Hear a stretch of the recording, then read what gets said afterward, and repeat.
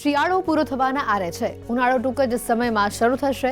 જ્યારે તાપમાનમાં ફેરફાર થાય છે ત્યારે લાઇફસ્ટાઇલ અને ખાવાની ટેવ પણ બદલાય છે. શિયાળામાં લોકોની પહેલી પસંદ હોટ ફૂડ હોય છે, જ્યારે ઉનાળામાં ઠંડો અને હળવો ખોરાક ખાવાનું લોકો પસંદ કરે છે. આ ફેરફાર પણ સારો છે, કારણ કે જો ઉનાળાની વધતી જતી ગરમીની સાથે ખાવાની આદતોમાં કોઈ ફેરફાર નહીં કરવામાં આવે તો અનેક બીમારીઓ ઘર કરી જાય છે. ફેબ્રુઆરી મહિનામાં આછો તડકો નીકળવા લાગે છે અને જેના કારણે લોકો બેદરકાર રહેવા લાગે છે. કેટલાક લોકો સ્વેટર પહેરવાનું બંધ કરી દે છે, જ્યારે ઠંડી ચીજો ખાવાના શોખીન લોકો ઠંડા પીણા અને આઈસ્ક્રીમ જેવી ઘણી બધી વસ્તુઓ ખાય છે.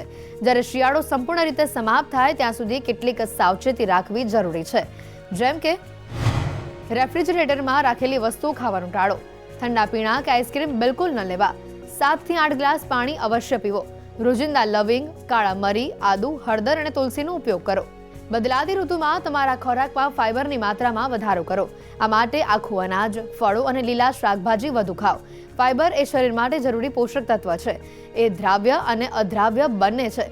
અમેરિકન હાર્ટ એસોસિએશનના મતે રોજના આહારમાં 25 થી 30 ગ્રામ ફાઇબર હોવું જરૂરી છે. શરીરમાં ફાઇબરની યોગ્ય માત્રા હોવાના કારણે ઘણા ફાયદા થાય છે. શરીરમાં ફાઇબરની ઉણપના કારણે આવું પણ થઈ શકે: કબજિયાત, સ્થૂળતા, બ્લડ શુગરમાં વધારો અથવા ઘટાડો, થાક અથવા નબળાઈ, હંમેશા ભૂખ લાગવી. ખરાબ બેક્ટેરિયાની સાથે સાથે આપણા શરીરમાં સારા બેક્ટેરિયા પણ હોય છે. ખરાબ બેક્ટેરિયા રોગને જન્મ આપે છે, જ્યારે સારા બેક્ટેરિયા શરીરને રોગોથી બચાવે છે. તમારા ડાયટમાં પ્રોબાયોટિક્સથી ભરપૂર ખોરાકનો સમાવેશ કરીને શરીરને સ્વસ્થ રાખી શકો છો. દહીં, ચીઝ, છાશ, લીલા દાણા, ઇડલી, ઢોસા, ઢોકળા, અથાણું, કેળા કે સફરજન એ બધા જ પ્રોબાયોટિક ખોરાક છે. તમારા ડાયટમાં આ પ્રોબાયોટિક ડાયટનો સમાવેશ કરો અને તેના ફાયદા મેળવો. પ્રોબાયોટિક આ એક પ્રકારનું ફાઇબર છે જે કેળા, ટામેટા, પાલક, ડુંગળી, લસણ, તલ અને કઠોળમાં જોવા મળે છે. આ સિવાય તે ડ્રાય ફ્રૂટ્સ અને બીજા અન્ય અનાજમાં પણ તે ઉપલબ્ધ છે. તે આંતરડામાં વધતા સારા બેક્ટેરિયાને પોષણ પૂરું પાડે છે, જે ખોરાકને પચાવવામાં મદદરૂપ થાય છે. પ્રોબાયોટિક ખોરાક આપણા શરીરમાં સારા બેક્ટેરિયા માટે તંદુરસ્ત ખોરાક છે. સારા બેક્ટેરિયા આપણી રોગપ્રતિકારક શક્તિને મજબૂત રાખવાનું કામ કરે છે, જ્યારે ખરાબ બેક્ટેરિયા એ આપણા શરીરને નુકસાન પહોંચાડે છે. આથી પ્રોબાયોટિક ખોરાક આપણા વિકાસ માટે ખૂબ જ જરૂરી છે. તેને યોગ્યપણે લેવો જોઈએ. પ્રોબાયોટિક ખોરાક ખાવાના ફાયદા: યુરિનરી સિસ્ટમ સારી થાય, સ્કિન ચમકેલી બને, મોઢાની અંદરનું સ્વાસ્થ્ય સુધરે, પાચન તંત્ર સુધરે, શરીરમાં સોજો ઓછો કરે, એલર્જીનું જોખમ ઘટાડે, હૃદયરોગનું જોખમ ઘટાડે, કોલેસ્ટ્રોલનું લેવલ ઓછું કરે. બદલાતી ઋતુમાં લોકો પોતાના ખાનપાનની આદતોનું ધ્યાન રાખતા નથી. આ ઋતુમાં ઘણા પ્રકારના બેક્ટેરિયા પણ સક્રિય થઈ જાય છે અને જેના કારણે બીમારીઓનો ખતરો વધે છે. એવું પણ જોવા મળ્યું છે કે છેલ્લા કેટલાક દિવસોથી લોકો ઉધરસ, શરદી અને વાયરલ ઇન્ફેક્શનનો શિકાર બની રહ્યા છે.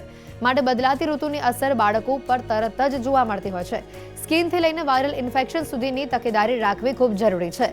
માટે જાણો આ સમયે તબીબો કેવા પ્રકારની તકેદારી રાખવાની સલાહ આપે છે.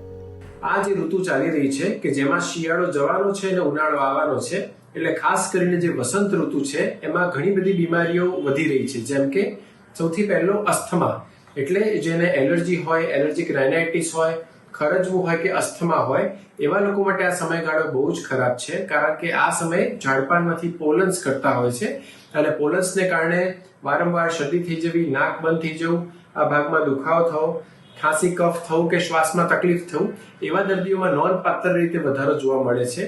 સો આ ટાઈપના જે દર્દીઓ છે તે લોકોએ માસ્ક પહેરવો જોઈએ. બીજું, ફૂડ પોઈઝનિંગના કેસમાં પણ પુષ્કળ વધારો થઈ રહ્યો છે.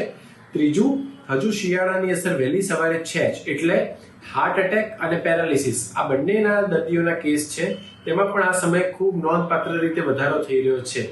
સો આ જે ઋતુ છે કે જેમાં ઋતુ બદલાવાનો સમય છે, ડબલ ઋતુનો જે માહોલ છે, એમાં આપણે ખૂબ સાવચેત રહેવાની જરૂર છે.